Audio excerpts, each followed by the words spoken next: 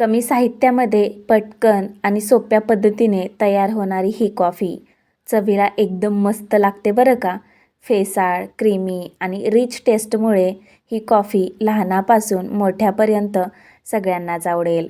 उन्हाळ्यात थंडगार प्यायला किंवा पाहुण्यांसाठी झटपट बनवायला म्हणाल ना, तर ही रेसिपी एकदम बेस्ट आहे. एकदा ही पद्धत करून पाहिली की पुन्हा पुन्हा हीच कॉफी बनवाल. तर नमस्कार मंडळी, मी रोहिणी आणि फूडी रोहिणीमध्ये आज आपण कॅफे स्टाईल कॉफी बनवणार आहोत. तर रेसिपी आहे ना, स्किप करू नका, रेसिपी पूर्णपणे पहा. मंडळी, व्हिडिओमध्ये जी कॉफी दिसते ना, ती घरच्या घरी बनवलेली आहे बरं का. कशी दिसते मला नक्की कमेंट्स करून सांगा. दिसते ना कॅफे स्टाईल? तर चला मग हाच व्हिडिओ आहे ना मी तुमच्यासाठी घेऊन आलेली आहे. ह्या उन्हाळ्यामध्ये तुम्हीसुद्धा थंडगार अशी कोल्ड कॉफी बनवून पहा.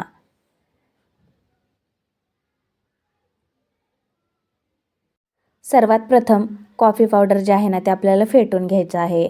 पण इथे मी फेटून न घेता मिक्सरच्या भांड्यामध्ये अगदी फेसाळ होईपर्यंत फिरवून घेणार आहे.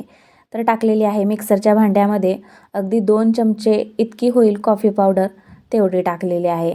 त्याचबरोबर आहे ना 4 चमचे साखर टाकलेली आहे. साखरेचे जे प्रमाण आहे ना, ते तुमच्या आवडीनुसार तुम्ही कमी किंवा जास्त करू शकता.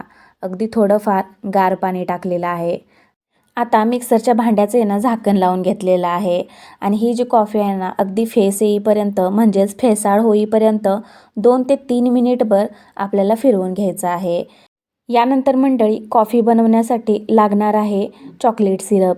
अगदी 10 रुपयापासून चॉकलेट सिरप जे आहे ना, ती इझी कुठेही मिळू शकतं. तर आता टाकणार आहे ग्लासमध्ये चॉकलेट सिरप आणि पूर्ण ग्लासला आहे ना असं लावून घेणार आहे. त्यामुळे ना टेस्टसुद्धा खूप छान येते चॉकलेट सिरपमुळं. तर त्यासाठी आता कॅफे स्टाईल कॉफी घरी बनवणार आहे म्हटल्यानंतर पूर्ण ग्लास वगैरे तर चांगला झालाच पाहिजे. यासाठी चॉकलेट सिरपने जो ग्लास आहे ना, तो सजवून घेतलेला आहे. आता यामध्ये टाकणार आहोत आईस क्यूब.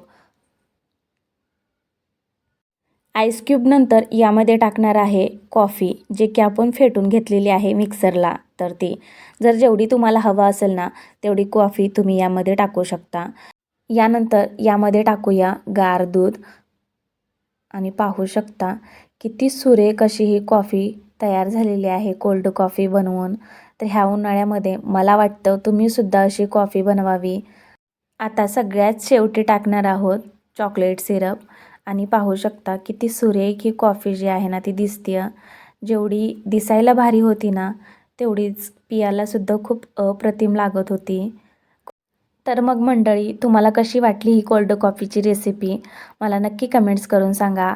जर माझ्या रेसिपीज तुम्हाला आवडत असतील तर लाईक करा, शेअर करा, कमेंट्स करा आणि अशाच नवनवीन रेसिपी पाहण्यासाठी फूडी रोहिणीला सबस्क्राईब मात्र नक्की करा. धन्यवाद.